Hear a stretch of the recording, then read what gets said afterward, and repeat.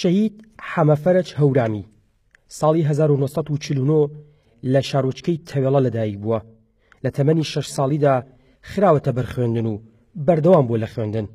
پاشان وەک هەر ڕۆڵەیەکی دیکەی کوردستان هەستی بە جیاوازیەکان کردووە و لە ساڵی 1967 لە شۆڕشی ئەیلولدا بۆتە پێشمەرگە و پاشان بە پلەی سەرپەل بەردەوام بووە.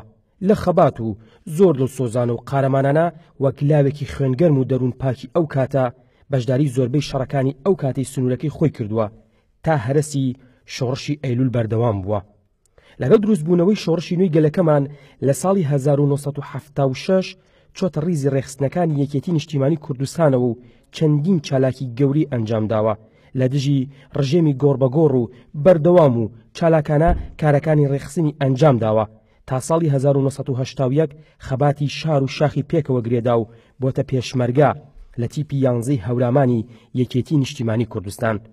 لەبەر ئازایەتی و لێوەشاوەیی و قارەمانی هەرزوو پلەکانی پێشمەرگایەتی فەرماندەی مەفرەزە و جێگیری کرد و ئامرکەتی بڕیوە و پاشان لەسەر داوای خۆی پێشنیاری کردووە بگوازرێتەوە بۆ ناوچەی قەرەداغ.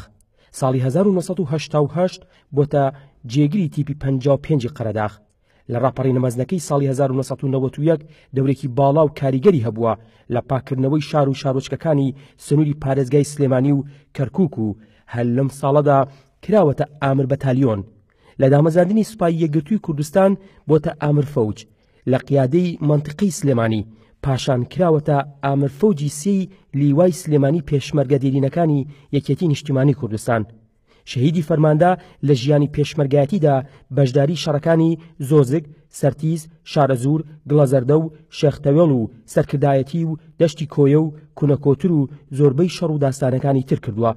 لە ماوەی 25 ساڵی خەباتیدا 3 جار بە سەختی بریندار بووە، بەڵام ئەفسوس لە ڕۆژی چواری 1995 لە دارسەلامی سنووری گەڵاڵا گیانی پاکی بەخشیە کوردستانەکەی و گەیشتە کاروانە مەزنەکەی شەهیدانی کوردستان.